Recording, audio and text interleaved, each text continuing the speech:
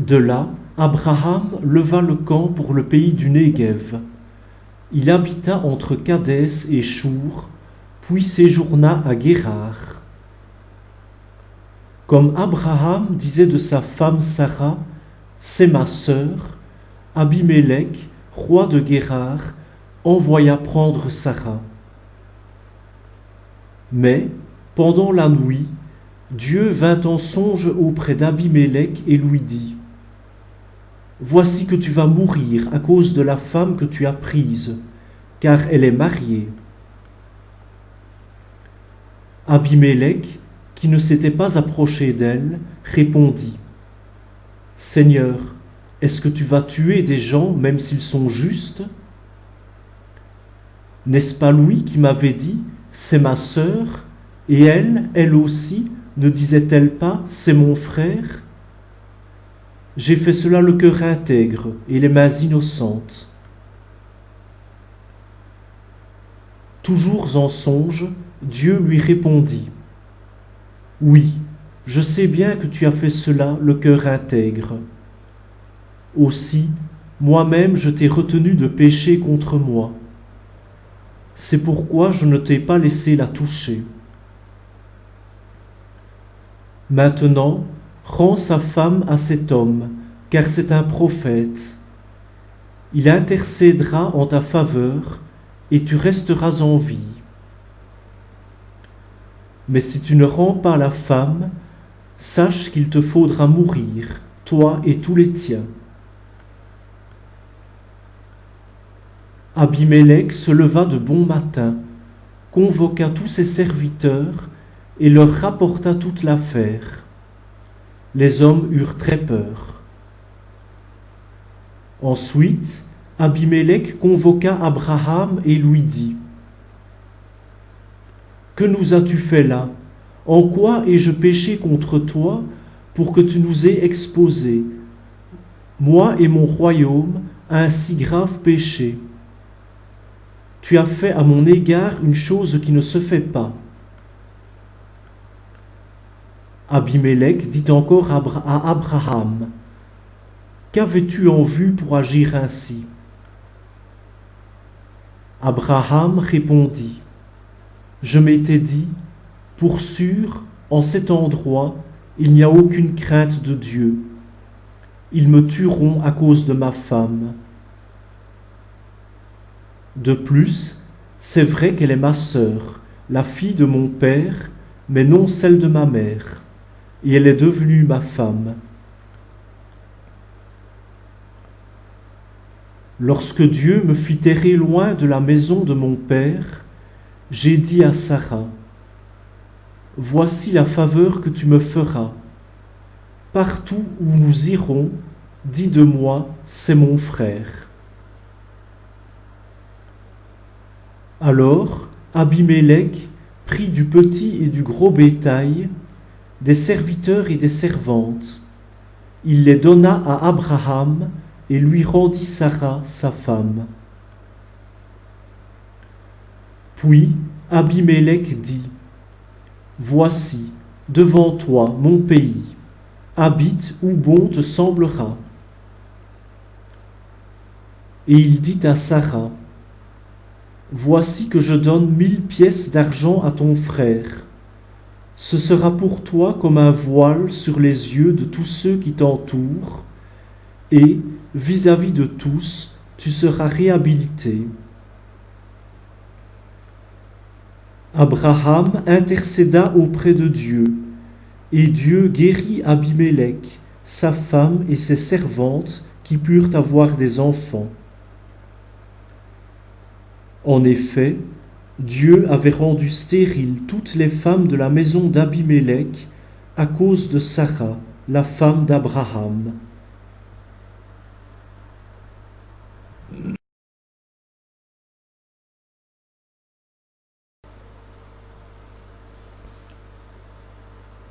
Le Seigneur visita Sarah comme il l'avait annoncé. Il agit pour elle comme il l'avait dit. Elle devint enceinte, et elle enfanta un fils pour Abraham dans sa vieillesse, à la date que Dieu avait fixée. Et Abraham donna un nom au fils que Sarah lui avait enfanté. Il l'appela Isaac, c'est-à-dire il rit. Quand Isaac eut 8 jours, Abraham le circoncit, comme Dieu le lui avait ordonné. Abraham avait 100 ans quand naquit son fils Isaac. Sarah dit: Dieu m'a donné l'occasion de rire. Quiconque l'apprendra rira à mon sujet. Puis elle ajouta: Qui aurait dit à Abraham que Sarah allaiterait des fils? Et pourtant, j'ai donné un fils à sa vieillesse. L'enfant grandit et il fut sevré. Abraham donna un grand festin le jour où Isaac fut sevré.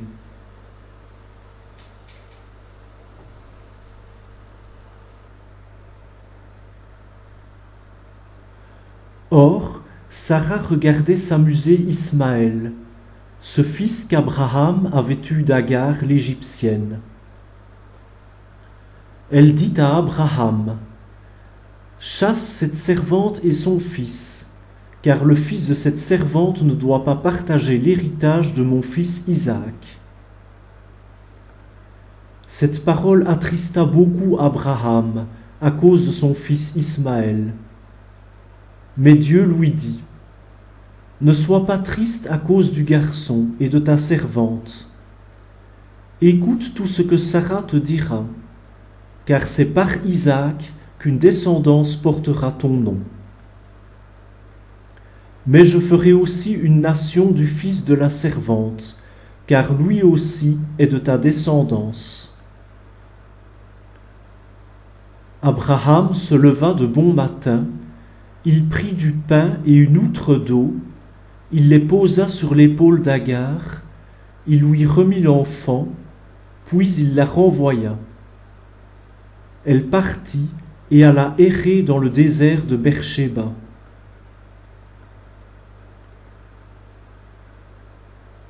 Quand l'eau de l'outre fut épuisée, elle laissa l'enfant sous un buisson et alla s'asseoir non loin de là, à la distance d'une portée de flèche. Elle se disait: Je ne veux pas voir mourir l'enfant. Elle s'assit non loin de là. Elle éleva la voix et pleura. Dieu entendit la voix du petit garçon, et du ciel, l'ange de Dieu appela Agar. Qu'as-tu, Agar? Sois sans crainte, car Dieu a entendu la voix du petit garçon sous le buisson où il était. Debout, prends le garçon et tiens-le par la main, car je ferai de lui une grande nation. Alors Dieu ouvrit les yeux d'Agar, et elle aperçut un puits. Elle alla remplir l'outre et fit boire le garçon. Dieu fut avec lui. Il grandit et habita au désert, et il devint un tireur à l'arc. Il habita au désert de Paran, et sa mère lui choisit une femme du pays d'Égypte.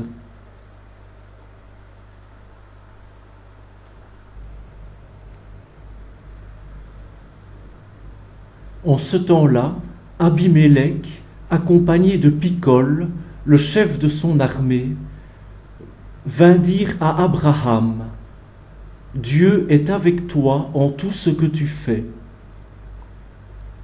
Maintenant, ici même, jure-moi par Dieu de ne pas me trahir, ni moi, ni ma lignée, ni ma postérité. Tu montreras envers moi et envers ce pays où tu séjournes la même faveur que celle que j'ai montrée envers toi. Abraham répondit, moi, je le jure. Abraham fit des reproches à Abimélec au sujet d'un puits d'eau que les serviteurs de ce dernier avaient accaparé.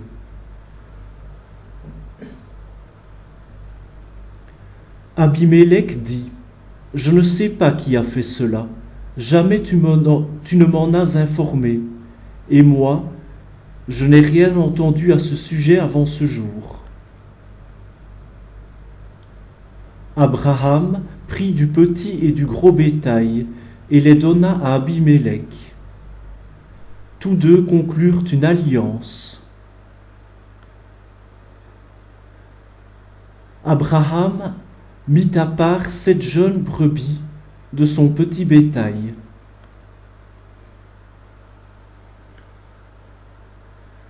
Abimélec demanda à Abraham, « Que font là ces 7 jeunes brebis que tu as mises à part ?» Abraham répondit, « C'est pour que tu les reçoives de ma propre main et qu'elles soient un témoignage de ce que j'ai moi-même creusé ce puits. »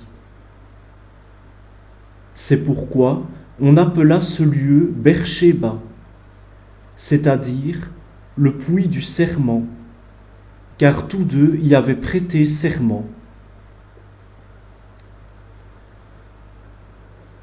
Ils conclurent donc une alliance à Beer-Shéba. Abimélec se leva et, accompagné de Picol, le chef de son armée, il retourna au pays des Philistins. Abraham planta un tamaris à Beer-Shéba et y invoqua le nom du Seigneur, Dieu éternel. Abraham séjourna longtemps au pays des Philistins.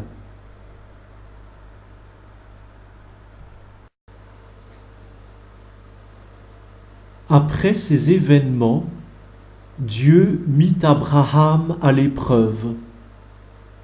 Il lui dit, « Abraham !» Celui-ci répondit, « Me voici. » Dieu dit, « Prends ton fils, ton unique, celui que tu aimes, Isaac, va au pays de Moria, et là tu l'offriras en holocauste sur la montagne que je t'indiquerai. » Abraham se leva de bon matin, sella son âne, et prit avec lui 2 de ses serviteurs et son fils Isaac. Il fendit le bois pour l'holocauste et se mit en route vers l'endroit que Dieu lui avait indiqué. Le 3e jour, Abraham, levant les yeux, vit l'endroit de loin.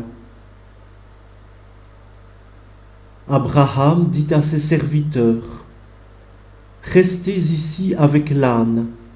Moi et le garçon, nous irons jusque là-bas pour adorer. Puis nous reviendrons vers vous. »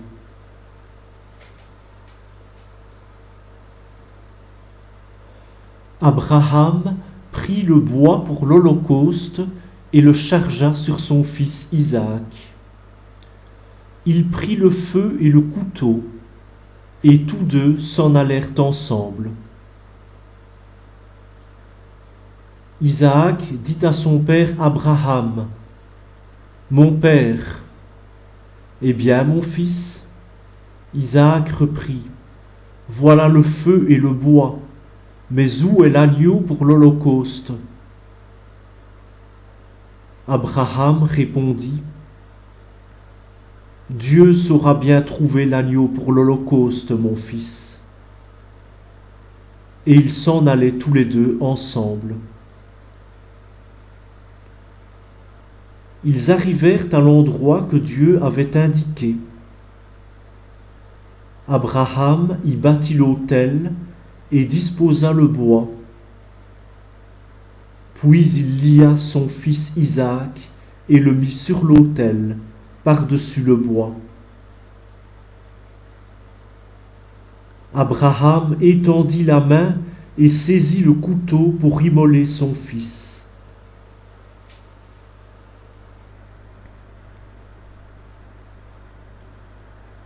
Mais l'ange du Seigneur l'appela du haut du ciel et dit : « Abraham, Abraham !»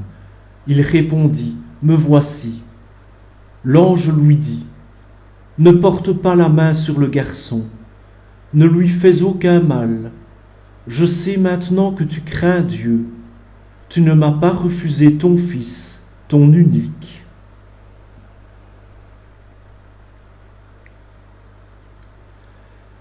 Abraham leva les yeux et vit un bélier retenu par les cornes dans un buisson. Il alla prendre le bélier et l'offrit en holocauste à la place de son fils. Abraham donna à ce lieu le nom de « Le Seigneur voit ». On l'appelle aujourd'hui « Sur le mont, le Seigneur est vu ».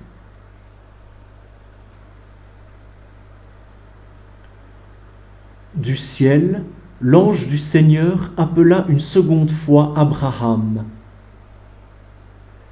Il déclara : « Je le jure par moi-même, oracle du Seigneur, parce que tu as fait cela, parce que tu ne m'as pas refusé ton fils, ton unique, je te comblerai de bénédictions. Je rendrai ta descendance aussi nombreuse que les étoiles du ciel et que le sable au bord de la mer. Et ta descendance occupera les places fortes de ses ennemis. Puisque tu as écouté ma voix, toutes les nations de la terre s'adresseront l'une à l'autre la bénédiction par le nom de ta descendance. » Alors Abraham retourna auprès de ses serviteurs, et ensemble ils se mirent en route pour Beersheba, et Abraham y habita.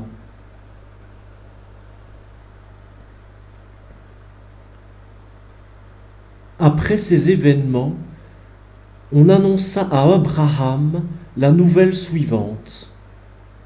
Voici que Milca, elle aussi, a donné des fils à ton frère Nahor. Ous, son premier-né, Bouz, le frère de celui-ci, Kemuel, père d'Aram, Kézet, Hazo, Pildash, Yidlaf et Bethuel. Bethuel est celui qui engendra Rebecca. Ce sont les 8 enfants que Milca donna à Nahor, le frère d'Abraham. Sa concubine, nommée Rehouma, eut aussi des enfants, Théba, Gaham, Tahash et Maaka.